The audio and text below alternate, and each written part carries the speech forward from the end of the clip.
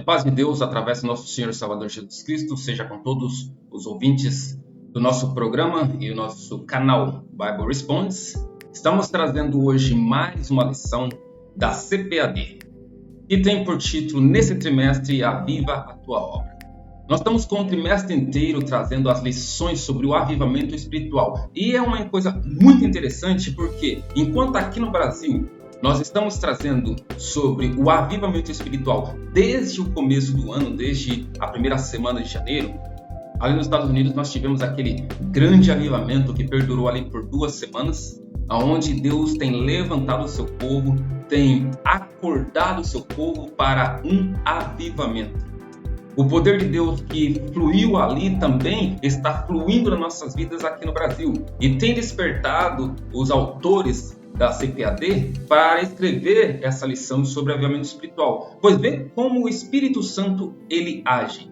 Ele não age somente em um lugar, ele age para todo o mundo. Assim como ele tem despertado autores aqui para escrever sobre essa obra, para nos despertar, nos trazer o avivamento espiritual que nós estamos necessitados, também tem levantado o seu povo ali nos Estados Unidos. E com certeza, eu tenho certeza que também ali na Europa, na África, na Ásia, Deus está levantando homens e mulheres dispostas a buscá-lo para que possa trazer o avivamento de volta ao seu povo que é necessário.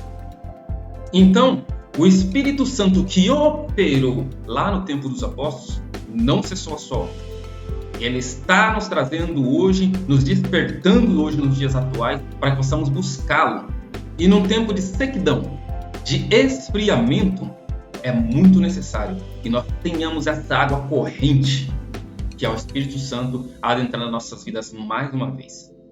Eu espero que no decorrer desse trimestre, nós tenhamos aprendido, estamos hoje trazendo a penúltima lição da CPAD sobre esse tema, o avivamento espiritual, e eu espero que nós realmente tenhamos aberto nossos corações, aberto nossas vidas para receber esse manancial de água da vida, porque o Espírito Santo que habita em nós, ele quer nos revestir. Mas para que ele possa nos revestir, nós temos que abrir a nossa alma, nós temos que abrir os nossos corações para que ele possa agir de acordo com o que ele quer agir. Hoje nós vamos estar falando sobre a missão da igreja. E é muito importante que nós focamos um pouco aqui nessa palavra missão. Porque o avivamento espiritual, ele adentra primeiro as nossas vidas. Quando nós damos lugar para que o Espírito Santo, ele age. E então nós não podemos deixar esse manancial simplesmente aqui. O Espírito Santo é como um rio. Ele não para somente no lugar. Primeiramente, ele tem uma saída. Ele sai do trono de Deus. Porque o Espírito Santo é Deus. Ele está ali no trono de Deus. Ele sai do trono de Deus, passa pelas nossas vidas, fluindo a água, nos enchendo. Nós podemos então pegar toda a água que nós podemos pegar, deixar essa água nos preencher. Mas o Espírito Santo ele continua. E o que nós temos que fazer com essa água? Nós devemos pegar essa água e dar para aqueles que estão sedentos. Porque nós estamos vivendo em um tempo de sequidão, de sede, onde pessoas precisam, necessitam ouvir a palavra de Deus. E somos nós, essas pessoas, que devemos pegar dessa água e saciar a sede dos sedentos. Devemos pegar desse Espírito e mostrar os sinais para aqueles que estão precisando. Então o Espírito Santo, ele nos aviva. E agora, com esse avivamento, nós devemos então ir e anunciar as boas novas. O apóstolo Paulo, ele entendeu muito bem a mensagem de Cristo. E o evangelho foi entendido por Paulo que deveria ser anunciado como uma obrigação por ele ser um cristão. Esse mesmo entendimento é o que deve estar nas nossas mentes, nas nossas vidas. Nós devemos entender que nós temos uma obrigação de anunciar o evangelho. Porque ele disse assim: porque se anuncio o evangelho, não tenho que me gloriar, pois esta obrigação me foi imposta. E ele continua: e ai de mim, se não anunciar o Evangelho. Então, é uma obrigação que nós temos e não é glória nossa. E ai de nós, se não o fizermos. Uma obrigação que foi imposta porque na grande comissão Deus nos enviou, ele disse: ide. É um imperativo. E imperativo, o que é? É uma obrigação, é uma ordem. Ide, pregai, anunciai. Isso foram ordens dadas por Jesus Cristo para todos aqueles que o aceitassem e o quisessem segui-lo. E essa ordem é para nós hoje. Então, nós precisamos desse avivamento para cumprir essa ordem. Porque com essa autoridade do Espírito Santo, nós então somos capacitados para obedecer às ordens do Mestre. A lição de hoje é a lição 11, do dia 12 de março de 2023, o avivamento e a missão da igreja. Textual: e disse-lhes: ide por todo o mundo, pregai o evangelho a toda criatura. Quem crer e for batizado será salvo, mas quem não crer será condenado. Verdade prática: neste tempo marcado pela falta de fé, a igreja só pode cumprir a sua missão se estiver imersa no avivamento espiritual. O nosso textuário ele está inserido dentro do livro de Marcos, no capítulo 16. Nós temos, obviamente, a leitura bíblica em classe, onde nós vamos aqui comentar um pouco mais sobre o textuário. Mas a verdade prática é o que eu quero comentar um pouco nesse momento, que diz assim: nesse tempo marcado pela falta de fé, a igreja só pode cumprir a sua missão se estiver imersa no avivamento espiritual. É muito importante nós vermos isso. Primeiro, nesse tempo marcado pela falta de fé, nós estamos vivendo em um tempo marcado pela falta de fé, pelo esfriamento espiritual e pela apostasia. Mas como assim? A falta de fé, porque pessoas hoje jamais não acreditam na Bíblia. Já não acreditam mais em Deus. Isso não estamos falando de Brasil, nós estamos falando de mundo. A falta que a fé tem feito nas pessoas, ou o efeito da falta de fé tem ocasionado no mundo. O esfriamento espiritual que se dá dentro da própria igreja, muitos até cristãos que ainda estão dentro da igreja, que estão inclusive fazendo a obra de Deus, mas têm deixado o esfriamento tomar conta de suas vidas espirituais. Muitas das vezes os afazeres do dia a dia ocasiona ou faz com que esse esfriamento venha a ocorrer. Porque damos mais lugar às coisas materiais e deixamos a nossa vida espiritual um pouco de lado.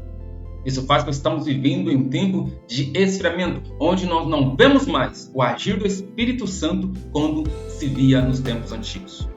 E a apostasia. O que é apostasia? Apostasia é o abandono da fé. É o que nós temos visto muitos que antes professava a mesma fé, professava a fé em Cristo Jesus como Filho de Deus e tem abandonado essa fé. Às vezes, acreditando em outros deuses, às vezes, deixando de acreditar em Jesus como Cristo, como Filho de Deus, ou às vezes, abandonando toda e qualquer tipo de fé.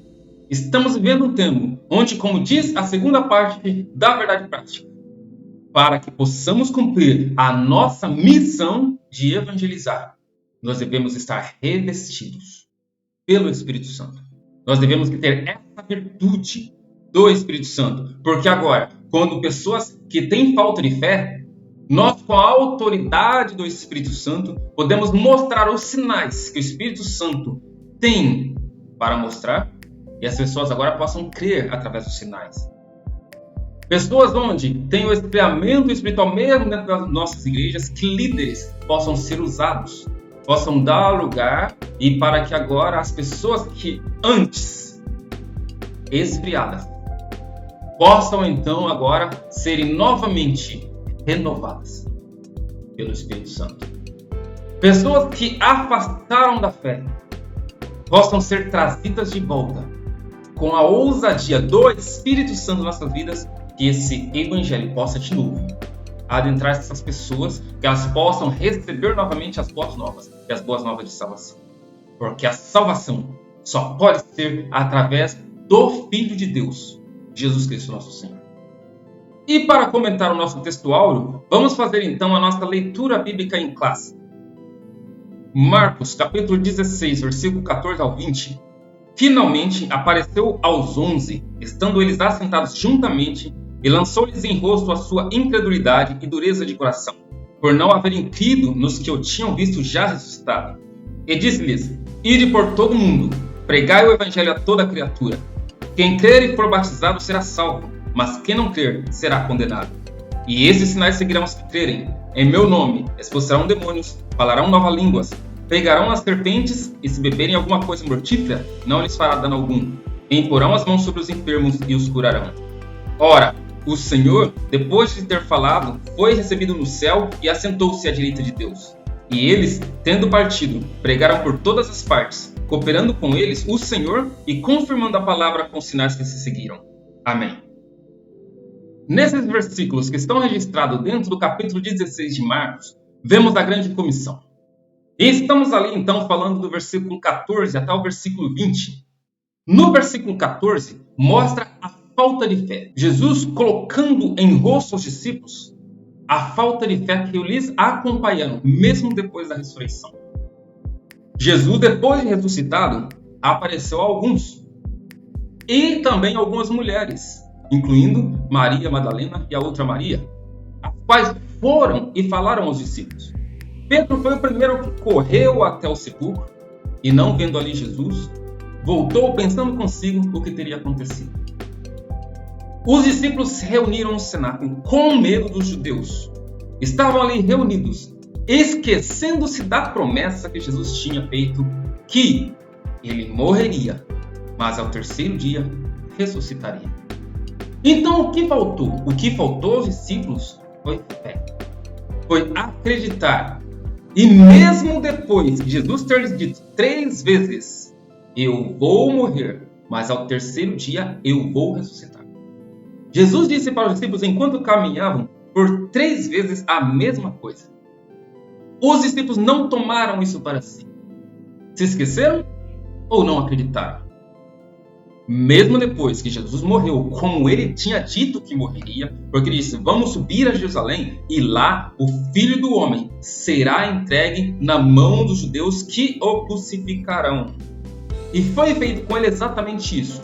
Ao subir a Jerusalém, Jesus morreu crucificado. Os discípulos viram que se cumpriu a palavra que Jesus tinha dito. Mas o mesmo Jesus que tinha dito que ia morrer crucificado, ele também disse, ao terceiro dia, eu vou ressuscitar.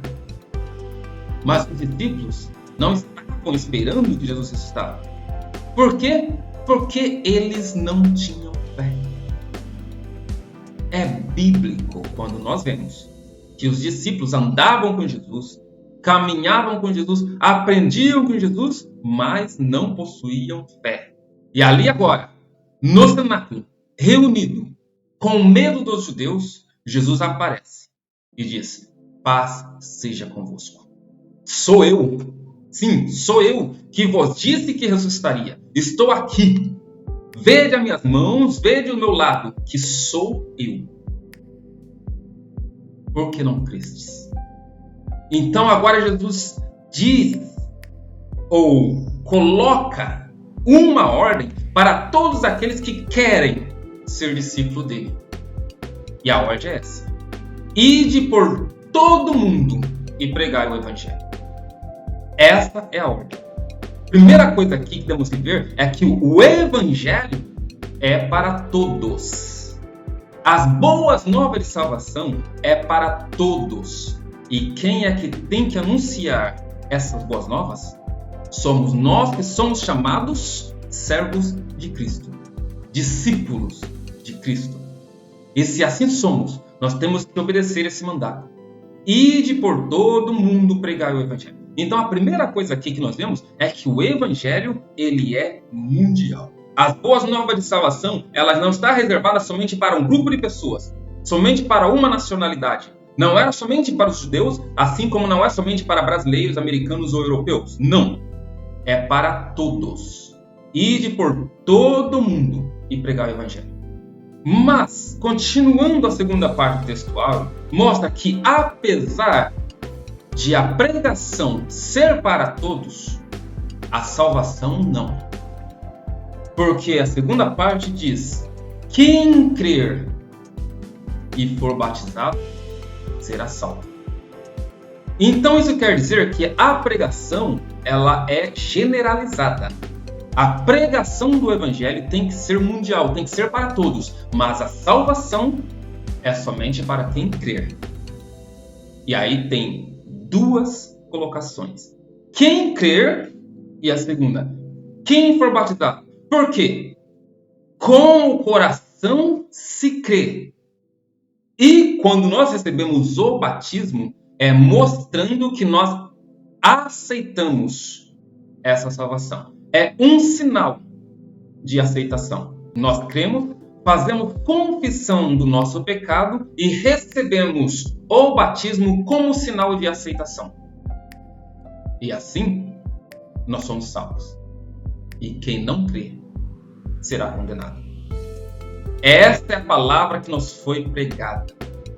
Quem crê na nossa pregação, que é mundial, a pregação sendo feita para todos, nem todos crerão. Nem todos aceitarão, mas todos aqueles que crê será salvo. E aqueles que não crê será condenado. E o dia do julgamento está próximo. E será o dia que Deus então abrirá o livro e lerá. E todos aqueles que creram estará com seu nome escrito no livro da vida. E aqueles que seu nome não for achado no livro da vida é porque não creram. E esses então irão para o fogo eterno. E no versículo 17 ele continua: e os signais seguirão aos que crerem. Então todos os sinais do Espírito Santo é para todos os que crerem. Nunca foi reservado somente para o tempo dos apóstolos, nunca foi reservado somente para os apóstolos, mas diz assim: os signais seguirão aos que crerem.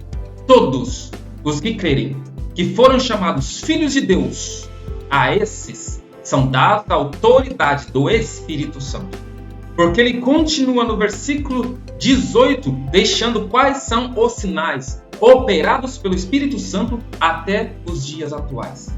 Que diz: pegarão em serpentes, beberá coisas mortíferas, colocarão mãos sobre os enfermos e serão curados. Todos os sinais realizados pelo Espírito Santo, reservados para todos aqueles que crerem. Porque agora somos todos sido feitos filhos de Deus, através da nossa fé no seu Filho Jesus Cristo. E esse Filho, Jesus Cristo, subiu, está à direita de Deus, intercedendo por nós. É isso que diz no versículo 19. E Jesus subiu ao céu e está à direita de Deus, aonde ele intercede pelos nossos pecados. E o seu Espírito está aqui conosco, operando esses sinais que ele prometeu que seguiriam a todos aqueles que creem. E é o que diz no versículo 20.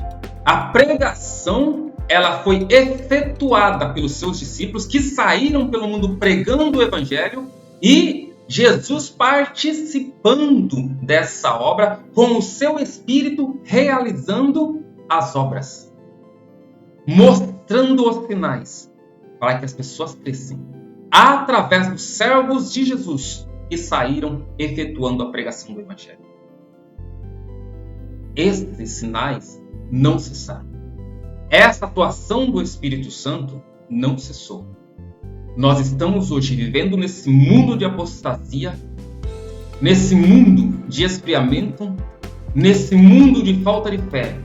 Mas, com o revestimento do Espírito Santo, com esse avivamento espiritual, nós, seguindo a ordenança de Jesus, vamos pregar o Evangelho com autoridade com sinais e maravilhas.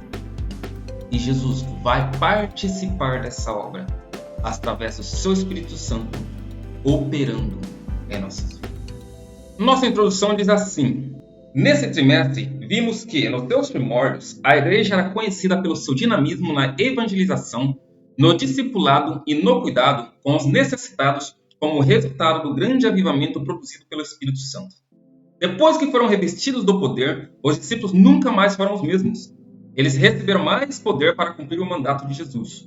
Hoje, mais do que nunca, as igrejas cristãs precisam do avivamento espiritual para proclamar o Evangelho de Cristo no mundo que está em rebeldia contra Deus. Eu não sei quantas pessoas você já evangelizou no decorrer da sua vida cristã. Não sei quantas pessoas já foram evangelizadas por você. Quantas pessoas você já, através da ação do Espírito Santo, demonstrou os sinais que seguem aqueles que crerem em Jesus? Mas, quando nós paramos para evangelizar e vemos aquelas pessoas receberem a Cristo como Salvador, é a alegria que nós temos de mais uma pessoa estar recebendo a Cristo. Mais uma alma está sendo salva. E essa ação só acontece pelo Espírito Santo. Nós evangelizando, cumprindo o nosso dever, mas é o Espírito Santo que faz a obra. Porque a partir do momento com que a pessoa ouve a nossa pregação, ouve as boas novas, e ela agora se abre para receber o Espírito Santo então entra nessa pessoa, mostra o seu pecado, a qual a pessoa se arrepende, e agora começa uma transformação. E isso é avivamento espiritual. A pessoa agora transformada, ela então dá lugar para que o Espírito Santo possa fazer uma obra e revesti-la. E ela também agora começa a fazer a mesma obra que nós estávamos fazendo. Isso é fazer discípulo. Isso é discipulado. Jesus veio ao mundo, fez os seus discípulos que saíram pelo mundo fazendo outros discípulos para Jesus. Chegando até os dias atuais onde nós estamos. Fomos discipulados. Mesmo quando nascemos em lar evangélico, ainda assim fomos discipulados pelos nossos pais. Aceitamos a Cristo porque, mesmo nascendo no lar evangélico, temos que aceitar a Cristo. Isso é uma escolha pessoal. E agora, então, aceitando a Cristo, também saímos a fazer outros discípulos, anunciando o Evangelho de Jesus Cristo, onde novas pessoas se convertem, novas pessoas vêm para o reino de Cristo. E ela, então, continua fazendo mais discípulos.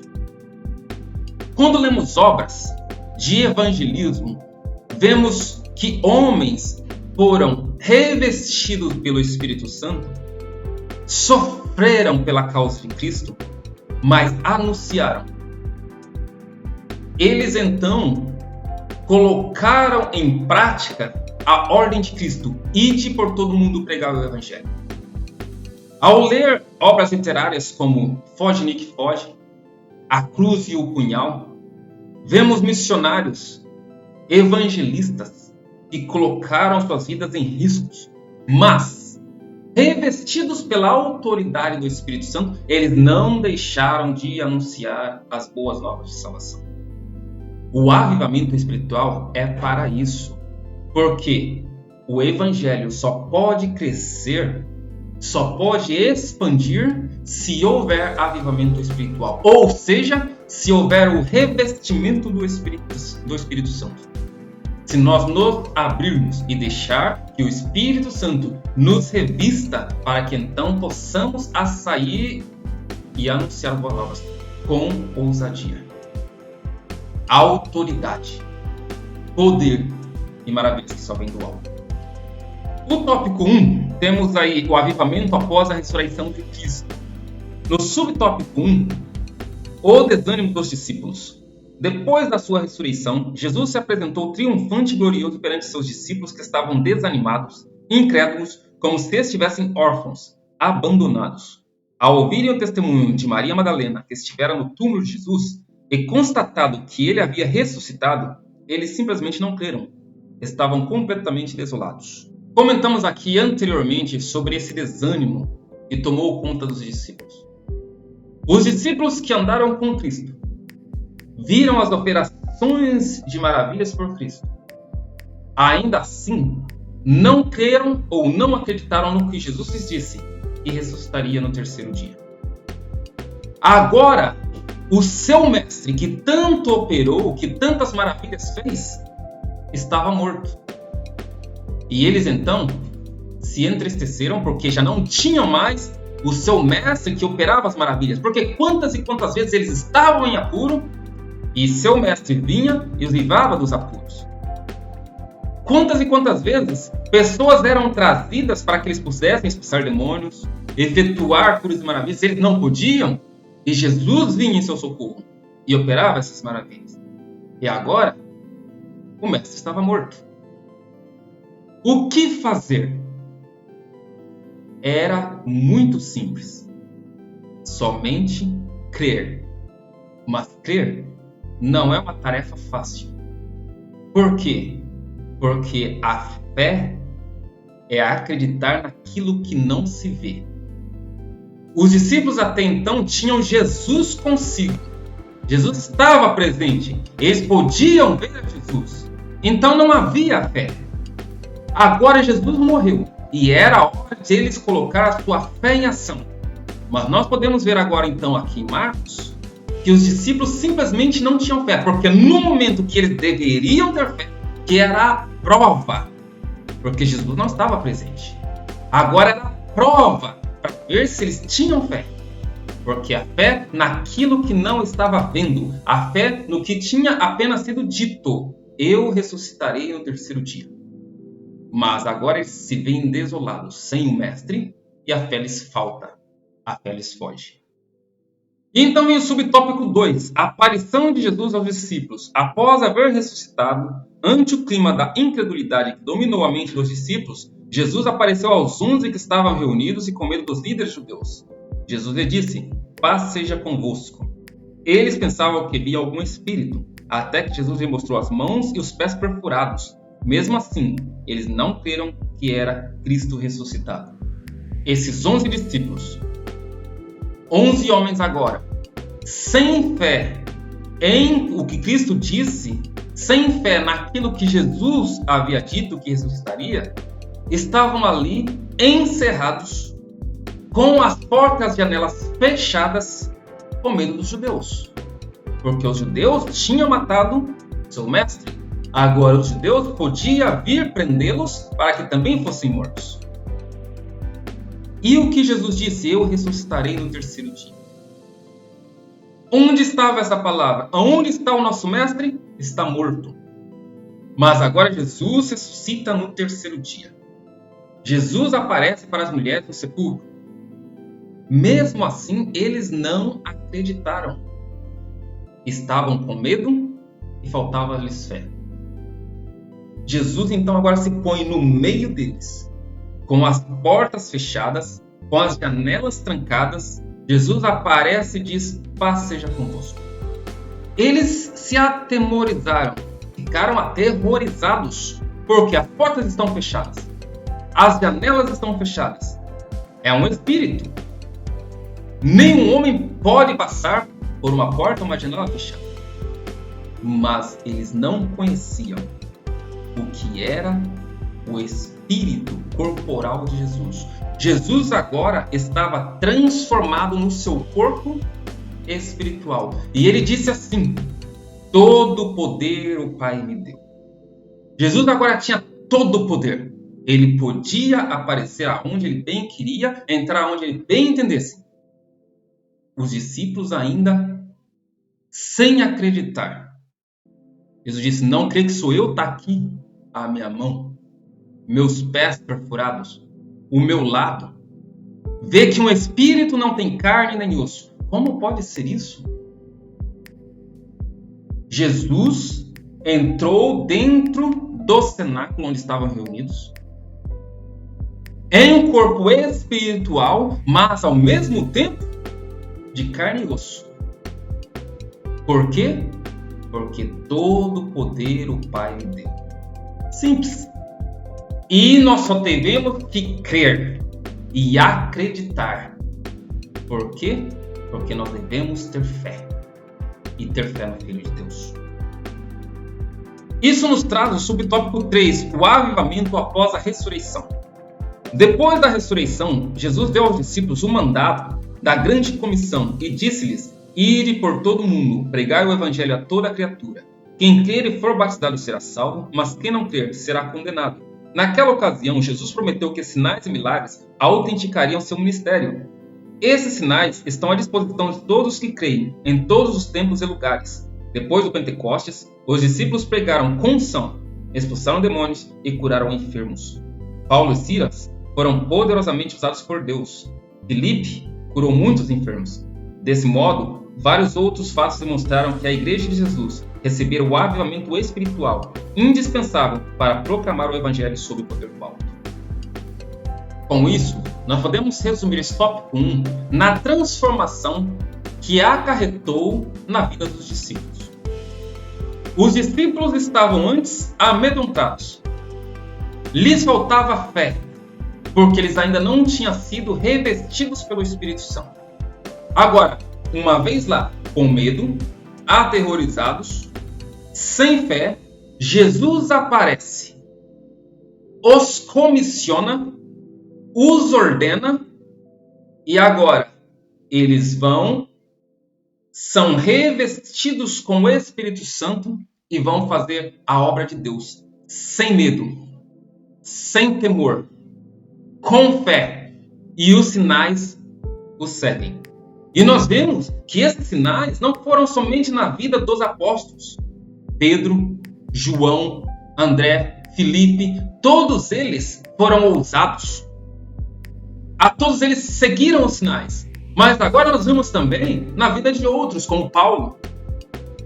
Nós vemos na vida de Estevão, nós vemos na vida de Filipe. E mesmo depois, nós vemos na vida de muitos outros que foram discípulos seus, como Policarpo, Telêmaco, Justino. Os sinais eles continuaram seguindo. Por quê? Porque os sinais seguirão a todos os que crerem, até aos confins da terra. Esses sinais estão disponíveis a todos que hoje aceitarem a Cristo e aceitarem serem revestidos pelo Espírito Santo. No tópico 2 temos o avivamento na missão da igreja. No subtópico 1, o avivamento nas missões locais. O avivamento espiritual, como consequência do Pentecostes, produziu uma chama nos corações dos seguidores de Jesus. Mesmo com perseguições, os apóstolos pregaram ousadamente o Evangelho de Jesus Cristo, começando por Jerusalém. Eles foram perseguidos e presos por terem proclamado a doutrina de Cristo na Cidade Santa, mas foram libertos pelo poder de Deus e continuaram a proclamar o Evangelho. Este é o modelo de evangelização dinâmica local. Não só pregar dentro das quatro paredes dos templos, mas realizar a evangelização pessoal nas casas e nos bairros. A Igreja Avivada apresenta sinais de que o Pentecostes está ativo em sua prática missionária. Há uma demonstração de que os dons espirituais estão ativos na sua vida e o amor pela pregação do Evangelho de Jesus se faz notório. Nós vemos nesse subtópico 1 que a pregação do Evangelho pelos discípulos começou localmente, começou em Jerusalém. Mas nós vemos aqui uma coisa muito mais interessante, é que a pregação não ficou somente dentro de quatro paredes, ou seja, somente dentro de um templo. O que nos traz hoje como lição? Que muitas das vezes nós ou muitas pessoas só estamos interessados em fazer essas pregações dentro de quatro paredes. Pregar para as pessoas que estão dentro da igreja, mas não, muito pelo contrário, isso nos mostra que a pregação ela tem que ser para todos aqueles que estão necessitados. Muitos que estão nas ruas, muitos que estão precisando ouvir, a maioria não vai dentro da igreja. Por quê? Porque alguns eles não estão preparados para entrar dentro de um templo. É claro que quando a pessoa está muito sedenta, muito faminta, muito necessitada, ela vai em busca. Ela procura, mas tem pessoas que não têm nem a força para adentrar um templo, para adentrar dentro das quatro paredes.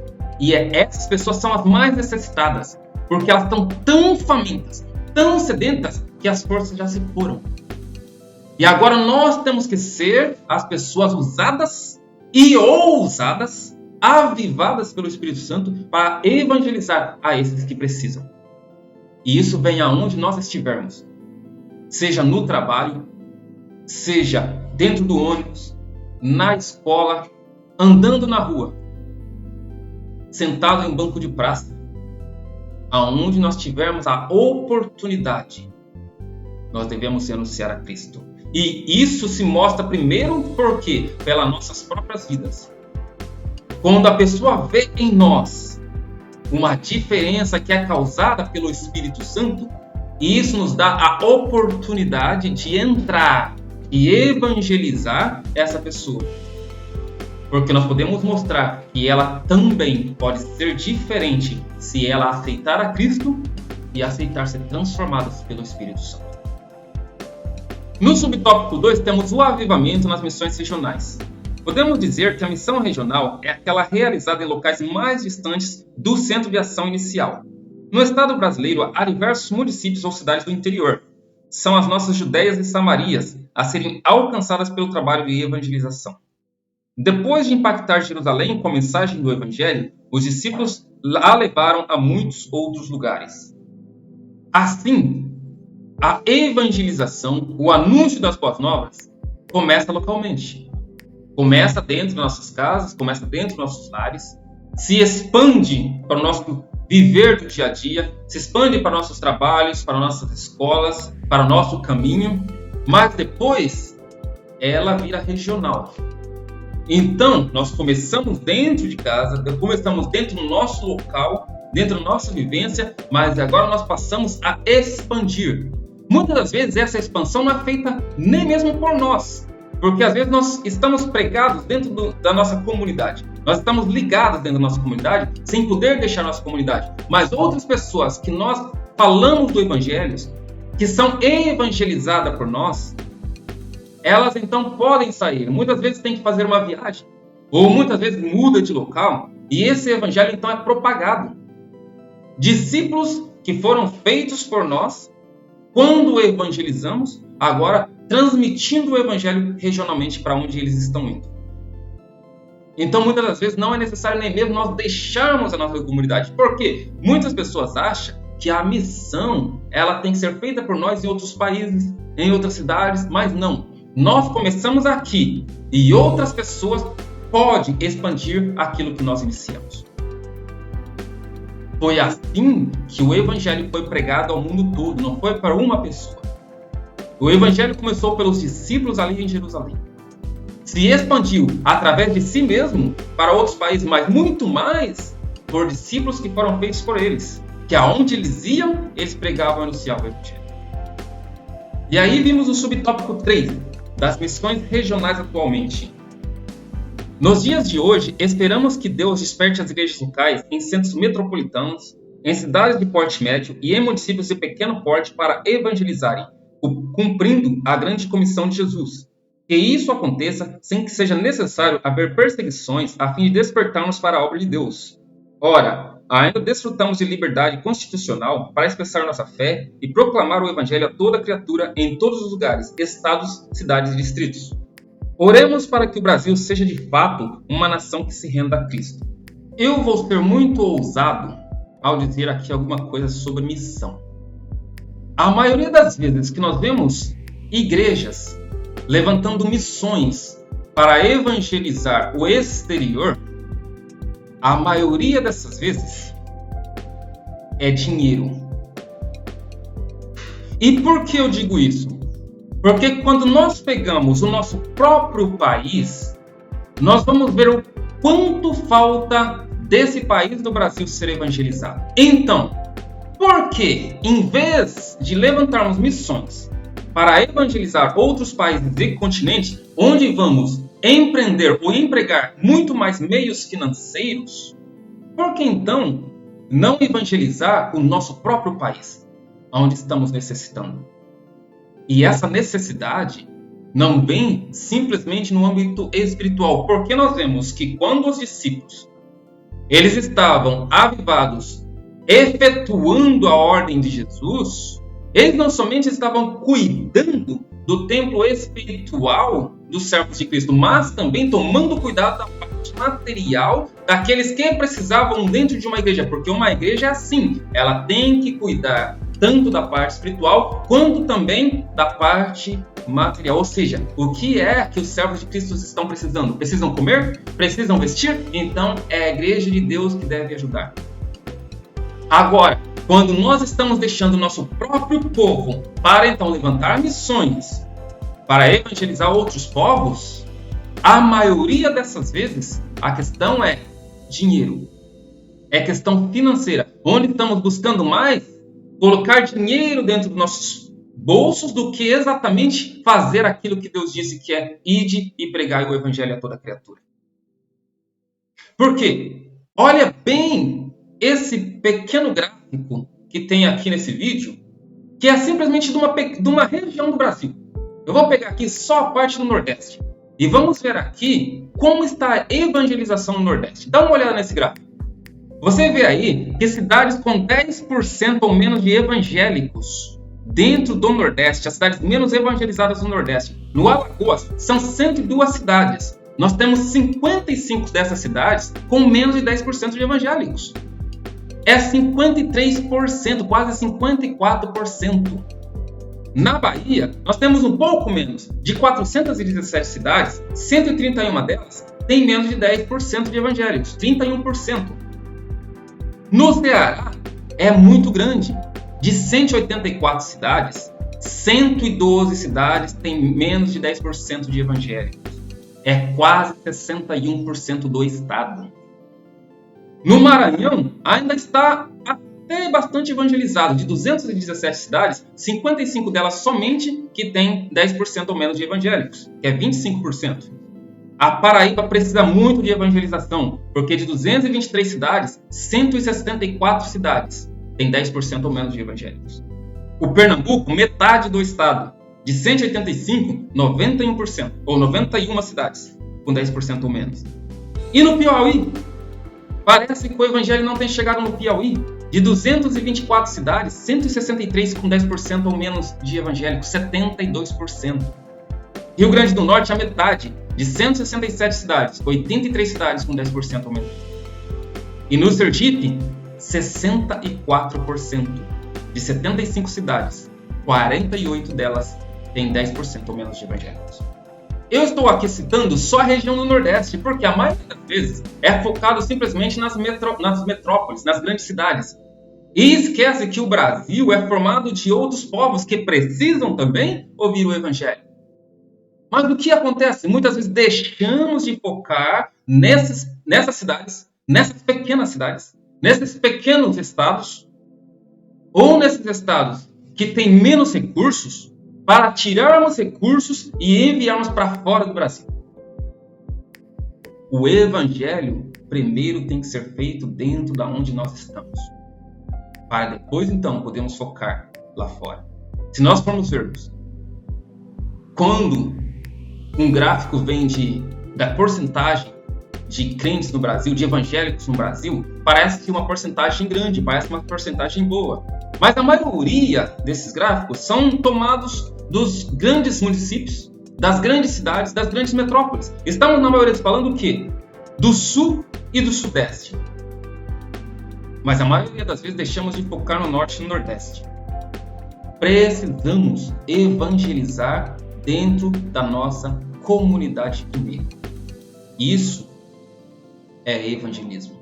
O avivamento espiritual. Nós temos que ser ousados para sermos usados para o nosso próprio povo primeiro, para que possamos dizer sim, feliz é a nação cujo Deus é o Senhor. Isso nos traz ao tópico 3, o avivamento e as missões transculturais. Em Atos 1:8, Jesus disse que seus discípulos haveriam de levar sua mensagem até os confins da terra. Eles ganharam almas para Cristo e abriram igrejas na Fenícia, em Chipre e Antioquia. O subtópico 1 traz a primeira igreja missionária. A igreja em Antioquia já realizava missões locais ou missões urbanas e muitas pessoas aceitaram a Cristo como Salvador. Por causa do crescimento da igreja em Antioquia, os discípulos mandaram para lá Barnabé. Aquela igreja tornou-se a primeira igreja missionária. Barnabé e Saulo foram os primeiros missionários enviados às missões transculturais. Foi através de Paulo que a Europa pré-cristã se tornou um continente cristão. Como vimos na lição anterior, Deus levantou homens na unção do Espírito Santo para evangelizar o velho continente. Antioquia, dentro do contexto bíblico, ela é muito importante. Ela ocupa um lugar muito importante dentro da história bíblica. Assim também como dentro da história em si, Antioquia era muito importante. Antioquia foi a terceira maior cidade da Europa. Basicamente, ela só ficava atrás de Roma e Alexandria. Chegou a ter quase 500 mil de pessoas e era um berço importante da civilização daquela época. E por causa disso, por causa de sua opulência, ali também basicamente foi onde se iniciou as missões transculturais. Foi ali que Paulo e Barnabé começaram a sua missão. Dali eles partiram para fazer suas missões transculturais. Foi ali também onde Paulo teve seu primeiro discurso. E foi em Antioquia onde os servos de Cristo foram chamados pela primeira vez de cristãos. Então, Antioquia era muito importante como um dos centros da civilização. Então, foi responsável para que a igreja que ali tinha se formado enviasse missionários para propagar a palavra de Deus. No subtópico 2 diz a evangelização e decadência espiritual da Europa. A partir da Europa, o evangelho espalhou-se para o mundo, chegando à América com os peregrinos. Alcançou a África, onde se destacou David Livingstone, de 1841 a 1873, ganhando muitas almas para o reino de Deus. Foram movimentos espirituais tão extraordinários que se espalharam para outras partes. Hudson Taylor foi missionário na China, de 1853 a 1905. E houve outros missionários que deram suas vidas à obra missionária transcultural a partir da Europa. Por falta de amor e interesse pela evangelização constante e intensiva, a Europa, que deu tantos missionários ao mundo, se transformou em pós-cristã, tornando-se um dos lugares mais carentes do evangelho de Cristo no mundo. Os crentes se acomodaram, deixaram de buscar o avivamento espiritual, conforme diz a palavra de Deus. Há países no velho continente em que nem 5% das pessoas frequentam qualquer igreja. Quando nós falamos de Antioquia, no subtópico 1, nós mostramos que o evangelho transcultural, as missões transculturais, elas se iniciaram ali. Estava onde? Dentro da Europa. Porque Antioquia é uma parte de hoje chamada Turquia, que está dentro da Europa. A missão transcultural se iniciou na Europa. E dali se expandiu para o restante do mundo. Primeiro dentro da própria Europa e depois se expandiu para o mundo. Ásia, África, chegando às Américas mais tarde. Mas hoje, quando nós paramos para analisar, nós vemos que o berço do evangelismo, o berço das missões, hoje está basicamente vazio. Nós vemos que mesmo nos países que tiveram as reformas, que foram o país da Alemanha, a Escócia, a Inglaterra, são países hoje que necessitam e muito de um reavivamento, de uma restauração, porque a falta de fé impera muito dentro da Europa. As pessoas já não creem mais em Deus. O berço, ou seja, da onde saiu o evangelismo, não se crê mais no evangelho. Quando nós paramos para ver, em alguns países, 5% das pessoas é o máximo que vai à igreja. E se nós formos mais a fundo, nós vamos ver que menos da metade da população desses países não acreditam mais em Deus como acreditaram seus pais. E é interessante porque quando nós vemos esse evangelismo se propagou mais tarde, foi para a Ásia, foi para a África, chegou às Américas. Nós vemos que os Estados Unidos é o berço pentecostalista. 1906, o pentecostalismo começou ali nos Estados Unidos e chegou ao Brasil. Mas hoje os Estados Unidos também é um país decadente espiritualmente. Está basicamente como acontece dentro do Brasil. Se você chegar ao Brasil, aos brasileiros, e dizer qual é a sua raiz ou o que você é, muitos vão dizer eu sou católico. Por quê? Porque os seus pais eram católicos. Então eles se declaram católicos. Ok, você já foi à igreja católica? Não. Mas se declaram católicos, ou seja, católico não praticante. Os americanos também, da onde surgiu o pentecostalismo, se você chega e pergunta quem você é, diz eu sou protestante, porque o pentecostalismo trouxe o protestantismo. Então, quando você chega e diz o que você diz, eu sou protestante. Por quê? Não sou católico, sou protestante. Ok, você vai à igreja? Não, não vou à igreja. Ou seja, sou um protestante não praticante. Nós vemos então que o berço da reforma, o berço das missões transculturais, assim como o berço do pentecostalismo, hoje está vazio. Porque falta a ação do Espírito Santo. E essa ação, ela só pode ser efetiva quando as pessoas dão lugar para que ela seja efetiva. E o subtópico 3 diz: clamor pelo avivamento espiritual. As missões transculturais são as atividades missionárias que cumprem a última etapa da missão da igreja, até aos confins da terra. Elas concretizam o ide imperativo de Jesus, que ordenou seus discípulos a irem por todo o mundo e pregar o evangelho a toda criatura. Esse objetivo missionário só pode ser alcançado se houver um avivamento espiritual em todas as igrejas, a começar pelos pastores, líderes ou dirigentes. Que Deus reavive sua obra em todo o mundo. Oremos com Abacuque: ouvi, Senhor, a tua palavra e temi. Aviva, ó Senhor, a tua obra no meio dos anos. No meio dos anos a notifica. Na ira, lembra-te da misericórdia.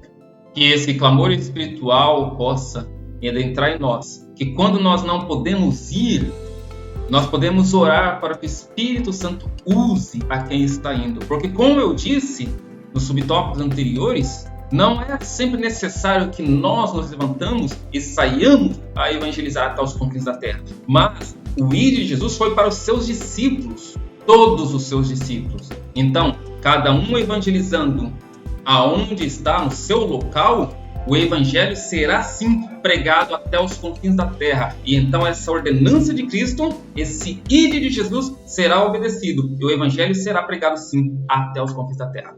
Mas para que isso aconteça, é necessário o avivamento espiritual. Conclusão: os cristãos avivados demonstram compromisso com Deus, com Cristo e com a missão da igreja. Eles têm amor pela obra de Deus e cooperam com a evangelização local, regional e transcultural. Em várias igrejas cristãs, mesmo no século da falta de fé, há demonstração de avivamento espiritual com a manifestação dos dons do Espírito Santo e o fervor na busca pelas almas perdidas. Esta é a missão maior da igreja do Senhor Jesus Cristo. Tivemos aqui então a nossa lição do avivamento da missão da igreja. Que essa lição então possa ter uma aplicação. Que nós possamos aplicar essa lição e saber que para evangelizarmos devemos ter o quê? O avivamento espiritual. Devemos ter o quê? O revestimento, a renovação de Cristo em nossas vidas. E assim fazendo, nós vamos fazer com que esse evangelho possa ser pregado a toda criatura. Se não é por nós, por todos os servos de Cristo. Que o Espírito Santo possa estar em cada vida e em cada coração, e que possamos ser cheios, avivados do Espírito Santo, para que possamos cumprir o ide de Jesus. Deus abençoe a todos. Em nome de Jesus.